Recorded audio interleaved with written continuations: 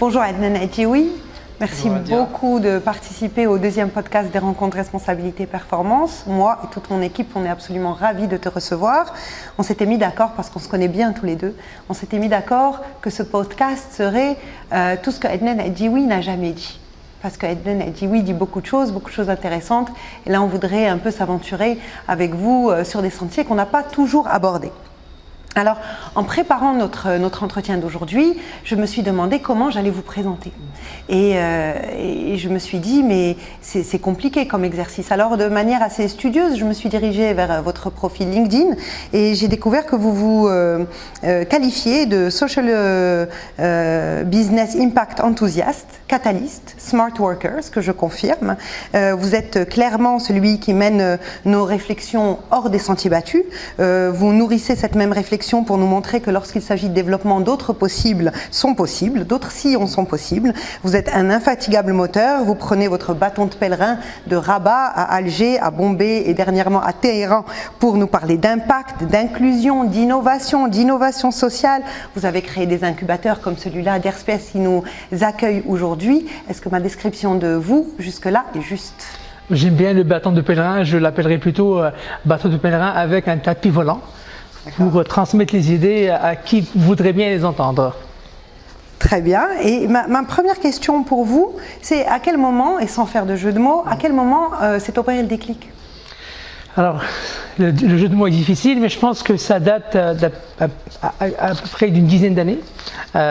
J'ai commencé comme toute personne ayant fait une carrière en commerce et en management, en travaillant dans le secteur privé.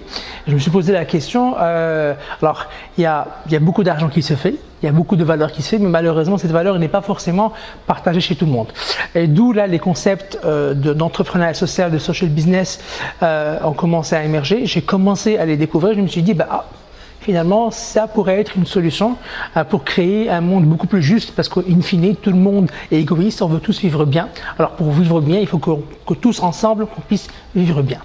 Très bien. Alors, on va aller dans le vif du sujet. On parle beaucoup d'innovation. On sait que nous arrivons à la fin de beaucoup de cycles et de fonctionnement. On sait qu'il ne marche plus. Et on parle donc beaucoup d'innovation.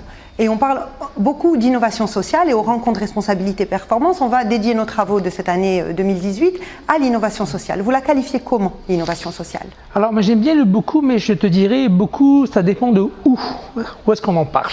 Certaines sociétés, on ne parle plus d'innovation sociale ou d'innovation comme étant une tendance, mais c'est devenu, en fait, c'est comme de l'air. C'est devenu vraiment un must. Dans d'autres sociétés, comme la nôtre au Maroc, dans la majorité des pays francophones, des pays en Afrique, ces termes-là deviennent maintenant tendance comme solution ou alternative. Donc on peut en entendre à toutes les sources. D'une source d'une entreprise qui se dit, moi, je faisais du social washing, elle ne le dit pas comme ça, mais genre, il faut que je me sente bien dans ma peau, donc il faut que je fasse des activités pour que je puisse redonner à ma communauté. On entend aussi l'État dire il faut que je donne plus d'opportunités, il faut que je sois plus inclusif, donc il faut que je fasse de l'innovation. Alors, moi, ce que j'aime bien définir l'innovation sociale, ce n'est pas un outil ou une technique, mais c'est vraiment un mindset pour utiliser en fait des concepts et des pratiques hors des sentiers battus qui ont pour objectif de créer de la valeur globale et de la valeur commune. Ça peut être un peu, je dirais, rhétorique, mais la valeur globale, c'est tout simplement que chaque individu, quelle que soit sa place dans sa société, puisse se sentir bien. Individu, ça peut être aussi organisme, parce que l'organisme aussi est un individu, et qu'on puisse réfléchir à des nouvelles manières pour répondre aux besoins de la société qui évoluent, qu'on le veut ou pas. Alors, on vous connaît beaucoup sur vos travaux incroyables de la communauté qu'est la communauté Enactus, qui réunit, je crois, plus de 5000 étudiants que vous accompagnez à devenir des entrepreneurs sociaux. J'imagine que ça vous donne le pouls de l'écosystème de l'entrepreneuriat social au Maroc. Est-ce que vous pourriez nous en dire? Alors, tu l'avais dit tout à l'heure dans ta présentation, j'ai beaucoup aimé que tu n'aies pas parlé que d'organisme, mais tu as parlé de concepts. J'ai l'occasion de travailler avec la catégorie des 18-25, notamment les jeunes universitaires, à travers travers Inactus et d'autres organismes dans des âges soit avant ou après. Donc j'ai l'occasion de voir un spectrum assez large d'individus. Je dirais, je vois beaucoup des 14 à 30 ans. Et dans d'autres programmes, je vois aussi les 30 à 50. Donc je dirais que de la part du peuple, avec un grand P, il y a un très grand engouement vers il faut qu'on fasse quelque chose, parce qu'il y a beaucoup de ras-le-bol collectif, et donc il y a un intérêt très important pour que les gens fassent quelque chose. Et donc ça se manifeste par l'engouement pour les questions d'entrepreneuriat social, qui est un secteur qui est très très jeune des deux sens, jeune en termes de maturité et jeune en termes d'âge, et aussi en termes d'innovation.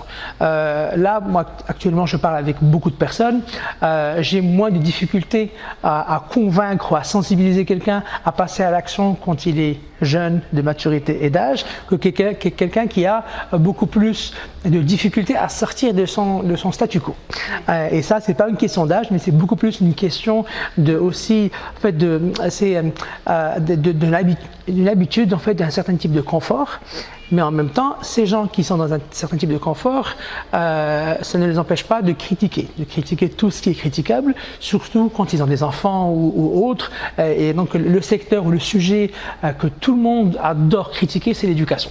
Tout le monde te dit « Ah mais l'éducation, les enfants, etc. » Mais après, tu vois, j'ai fait une petite étude qui n'a rien de scientifique sur Facebook. J'ai posé la question à la rentrée. J'ai demandé à combien de personnes, en fait, ils mettent leurs enfants dans une école publique. Ouais. 0. Alors au Maroc, on a un pic qui est sympathique parce qu'on vit deux rentrées. On a la rentrée du lundi, on a la rentrée du jeudi. Ouais. La rentrée du lundi, c'est l'école privée avec un grand P. Et la rentrée du jeudi, c'est l'école publique. Donc pour revenir à ta question, l'engouement est là. Il y a beaucoup de bonne volonté, mais les défis aussi sont très grands. Alors les défis, déjà il y a des défis d'ordre de réflexion, parce que ces types de pensées ne sont pas très communes. Donc les gens qui réfléchissent de la sorte sont en général considérés comme étant des outcasts qui sortent de la norme. Et encore pire, déjà le fait de ne pas comprendre ce que les gens veulent faire, donc ils sont considérés comme étant c'est de l'hérésie par rapport au secteur.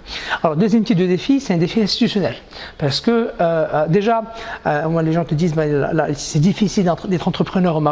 Je peux vous dire que pour être entrepreneur social, c'est 1000 fois plus. Pourquoi? Parce que déjà, ce n'est pas connu, ce n'est pas commun, et en plus, les problématiques qui se montrent devant nous sont encore plus complexes. Parce que si je veux améliorer l'éducation pour le profit de tout le monde, être rentable économiquement et créer de l'impact et pouvoir évoluer, alors ça fait beaucoup trop de variables pour pouvoir faire ça.